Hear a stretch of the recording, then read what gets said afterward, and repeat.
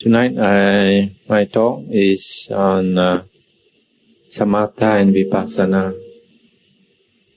This is a sort of continuation from my talk in Ipoh about a month ago, which was called Original and Traditional Buddhism, which lasted for about 3 hours. It was more of a question and answer session, and I took the opportunity to talk a bit about original and traditional Buddhism, and I would like to summarize a bit now what I said there. Basically what I said was that there are a lot of wrong views in Mahayana Buddhism as well as Theravada Buddhism. And in Mahayana Buddhism, I think we don't have to mention that. In Theravada Buddhism, many of the wrong views come from the books that were written later. Because I mentioned that the original books were the 4 Nikayas. Because at the time when the 500 Arahants met, about 3 months after the Buddha's Parinibbana, they only discussed the Vinaya and the 4 Nikayas, that is the Digha Nikaya, Majjhima Nikaya, Sangyutta, and Anguttara Nikaya. And it was later that there was a sudden mushrooming of books written later. And these wrong views were acknowledged even at the time of Emperor Asoka. And so these 4 Nikayas are the really reliable books, the really books that we can say is the Buddha's words. Anything other than that, we have to be very careful. So, in Theravada Buddhism, now we have what they call the Tipitaka or Tripitaka, the 3 treasuries.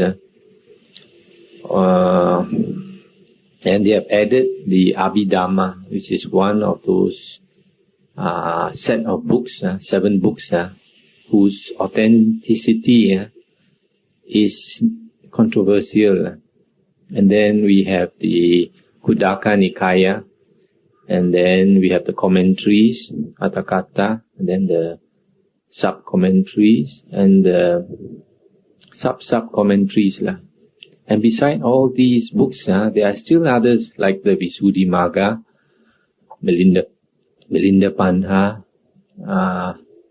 Netipakarana, Pittakopadesa, and other books which don't even fall into this category, but which some Theravada monks like to read and acknowledge them as the Buddha's teaching, or in conformity with the Buddha's teaching. Now, if all these books are actually in conformity with the Buddha's teaching, there should be no inconsistency, no discrepancy with the 4 Nikayas. But unfortunately, there is. And now in Theravada Buddhism, we have 2 serious, to what I would call wrong views. One is that we acknowledge that there is such a thing as a bodhisattva path, that you can actually become a Buddha by making vows, by cultivating the paramis or paramitas, and then after a long period of time you can become a Buddha. But this has no basis in the 4 Nikayas.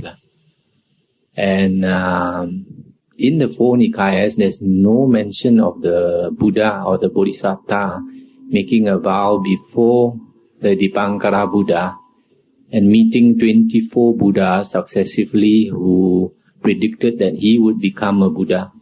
Actually, in our 4 Nikayas, he only met one Buddha, that was Kassapa Buddha. And he said he looked back in time as far as 91 Kapas only.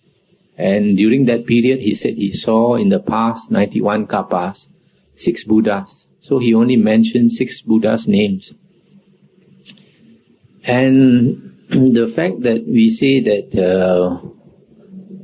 in the 4 Nikayas, there is no basis for the Bodhisattva belief, the path, is that first, when the Buddha was enlightened, he contemplated the nature of living beings and he decided not to teach. In other words, he was quite determined to be a Pachika Buddha. And only after the Brahma Sahampati, the Deva, came to appeal to him 3 times to teach the Dhamma to the world, that he decided to teach the Dhamma. So from here you can see that basically the wisdom of a Pachika Buddha and a Sammasambuddha is basically the same. It's only whether one wants to teach or one does not want to teach. And in the Nikayas we find that there are times when you can find many Pachika Buddhas in the world. Something like 500 Pachika Buddhas were stated by the Buddha to have lived at Isigili mountain near Rajagaha. So at any one time you can find a lot of Pachika Buddhas compared to a Sammasambuddha, which is extremely rare. And I mentioned that the reason is that it's very difficult to teach something new, something different from what people are used to believe. To change people's views is very difficult. You get persecuted, get abused, and as in the case of Jesus Christ, you even get killed. So the other basis for saying that there is no real Bodhisattva path, there is such a thing as a Bodhisattva groping, because the Bodhisattva is actually groping in the dark. There is no proper path like the Arya. The Arya has got an Aryan eightfold path to follow, a very definite path. Whereas the Bodhisattva, he has no Dhamma base. He does not understand Dhamma, so he is groping. And cultivating all these paramis just brings him up and down in samsara. Sometimes goes up to the heavens, sometimes comes down. So in the Gatikara Sutta, the Buddha did mention that in one of his previous lives, he met the Buddha Kassapa. And when he met the Buddha Kassapa, he had no respect for Buddha Kassapa. Refused to go and see Buddha Kassapa until he was pulled by the hair by his friend Gatikara, and finally he went to see the Buddha. And when he saw Buddha Kassapa, also he had no respect. He didn't want to pay any respect to the Buddha Kassapa. And then later, after Buddha Kassapa taught him the Dhamma, he changed completely, made a 180 degrees turn, and had so much faith in the Buddha that he was willing to renounce his Brahmin religion and become a monk. And that means at that time the Buddha entered the stream, the Bodhisattva. So after that birth, as Jotipala, the Brahmin, he was reborn in the Tusita heaven. From the Tusita heaven, he came down to earth and became a Buddha. And that is logical. That means after he met the Buddha's teaching, he took another one more time, coming back to earth one more time to become a Buddha. And that's reasonable because the Buddha said a Sotapanna has at most 7 more lives. And these 7 more lives probably means 7 more existences on earth as a human being. So basically that was the first wrong view I mentioned. The second one was that very serious discrepancy now exists concerning Samatha and Vipassana. There is now found a general belief that there are 2 vehicles, what they call Samatha Yanika and Vipassana Yanika. And this has its origin in the commentaries. The commentaries say that in the Nikayas, there are two types of Arahant. One that cultivates Samatha meditation, another one that cultivates Vipassana meditation. And out of this hypothesis, out of this assumption, they have said that this person who cultivates the Vipassana Yanika, he might be enlightened with the 4 jhanas, or 3 jhanas, or 2, 1, or even 0 jhana. Even if he has no jhana, he can still be enlightened. And this has absolutely no basis in the 4 Nikayas. And they call this person the Sukha Vipassaka Arahant. Sukha means dry. It's spelled with a double K, S-U-K-K-H-A. Vipassaka, dry vision Arahant. And this, I like to point out later, how this type of wrong view came about. One was through what I believe is a wrong interpretation of the liberation by mind, or 2 ways liberated Arahant, and liberation by wisdom. So now this view that there is a Samatha Yanika and Vipassana Yanika, once you have this kind of view, then they start differentiating. They say that Samatha Yanika has no wisdom, whereas the Vipassana Yanika is cultivating wisdom. In other words, what they are saying is no different from what the Mahayanas say about Theravada and Mahayana. Basically, that they are Mahayana, the higher vehicle, and Theravada is the Hinayana, lower vehicle. So in the same way, once you separate Samatha and Vipassana, you find people who are attached to Vipassana calling themselves in the same way that they are the Maha. And you who practice the Samatha, you are the Hinayana or Hinayanika. Basically, it's the same thing. Now, one of the suttas that leads to this kind of idea is found in the Anguttara Nikaya. There's one sutta that says 2 things contribute to knowledge. One is Samatha, the other one is Vipassana. Then they say, it's stated there, Samatha, the result of practicing Samatha is development of mind.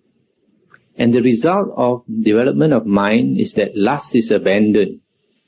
And the result of abandoning lust is that you get liberation by mind.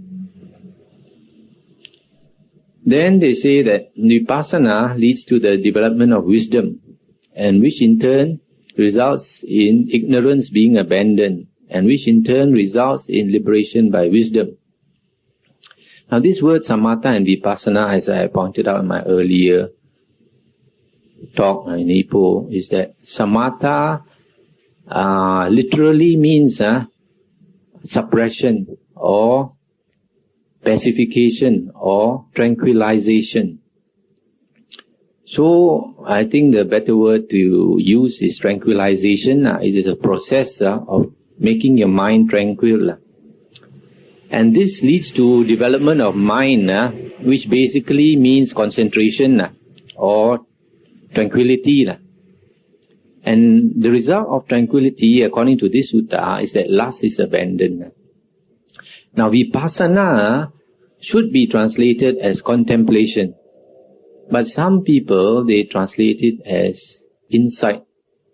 And this should not be correct, because the word Vipassana consists of 2 words, Vi and Passana. Vi is a prefix meaning separation. And Passana is to see, to observe. So when you see and you separate, that is contemplation. And the result of practicing Vipassana is development of wisdom, which is basically insight. So, since you practice Vipassana, you can get insight. Vipassana should not mean insight.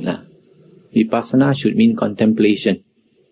And that will lead you to insight. And the result of insight is that ignorance is abandoned.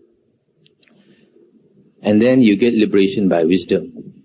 Now this kind of sutta, if you are not careful, you only study one sutta like this, you will come to the conclusion, according to this sutta, it says that Samatha will give you concentration, and which results in abandoning lust.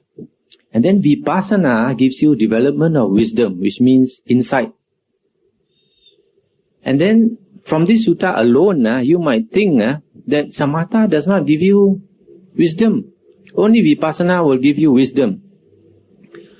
But if you study more, there's another sutta in the Anguttara Nikaya that talks about a few types of concentration. And then it says that if you cultivate your mind to be concentrated, and so concentrated until it becomes bright, and not only so, not little bit of brightness, it's very bright, so that your mind becomes very, very bright. That is the best condition for insight, for jnana dasana.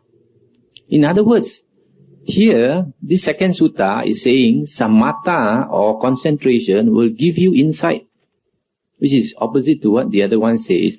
And then, in this same sutta, it says that if you contemplate the body, the 32 parts of the body, lust is abandoned. So, in this second sutta, what is the meaning of it is that samatha will give you insight. Contemplation of body or vipassana will make your lust be abandoned, which is quite the opposite of the first sutta, which says that samatha will abandon lust, right? You get development of mind, concentration, then you abandon lust. And then, whereas vipassana gives you insight. So, you see, if you study only one or two suttas, and you don't study enough of the suttas, you can come to the wrong conclusion. Now, if you take these two suttas and compare, you will find that samatha gives you wisdom in one sutta, the other sutta, vipassana gives you wisdom. So how is this to be reconciled?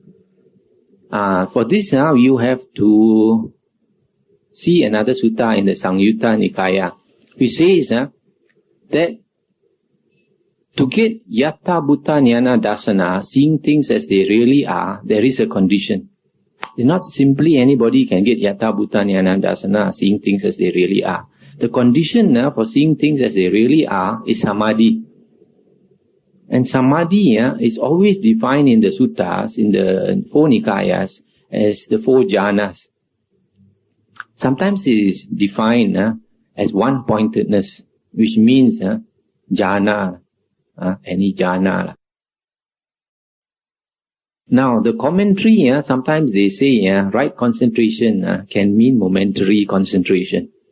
And this has absolutely no basis in our Nikayas. Momentary concentration is not even mentioned at all in the Nikayas, because the Buddha didn't consider it worthwhile mentioning. Why? Because momentary concentration is something that almost everyone has. It's not only when you read a book or you sit down to meditate that you have momentary concentration, All the time you should have momentary concentration, because if you don't have momentary concentration, firstly, you can't even make a proper sentence. Yes or not? To say a sentence that is coherent, that people can understand, you have to be able to place the words in your mind properly and utter them coherently so that people can understand, right? That needs momentary concentration. To eat your food, you need momentary concentration. Otherwise, you cannot put the spoon into your mouth, put it into your nose or put it into your eye, right? To walk straight, you need momentary concentration. Because you can see, a drunkard cannot walk straight. Yes or not? You ask a drunkard to walk straight, he cannot walk straight. Why? Because he's got no control of himself. So momentary concentration is something that we use all the time. That's why in the Buddha's teaching, doesn't amount to anything. And then in the other talk, I also mentioned that the Aryan right concentration is the jhanas supported by the 7 factors.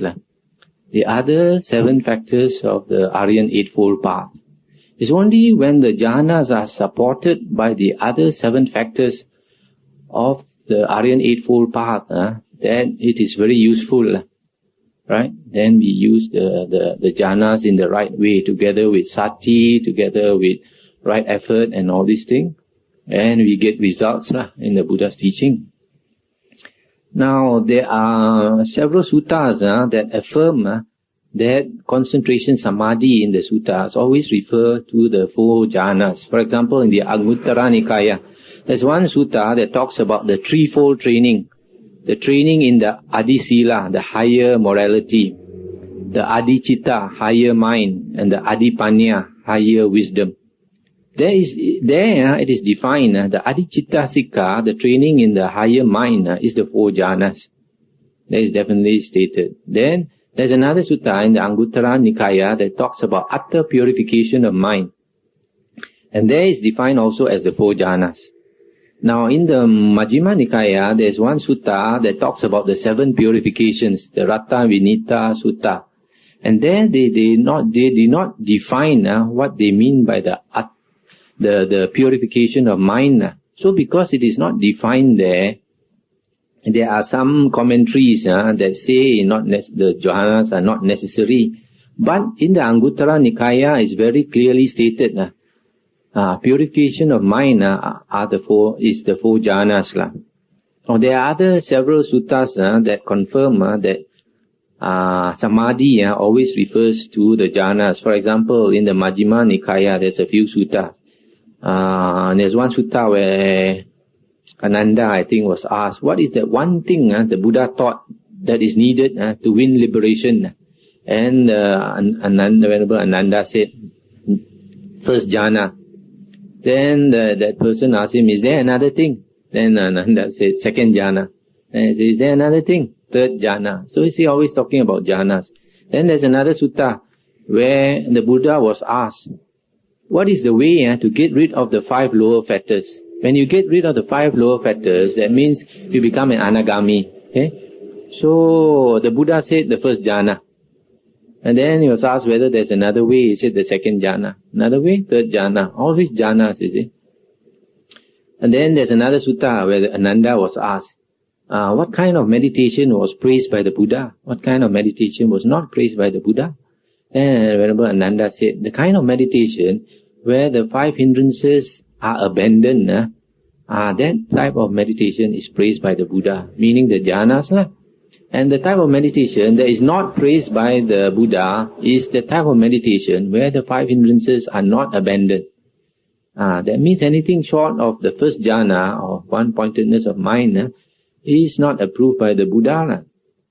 Then there are, for example, others. In Anguttara Nikaya, the Buddha says, asava, truly I say, asava destruction depends on the first jhana. Asava destruction depends on the second jhana, etc.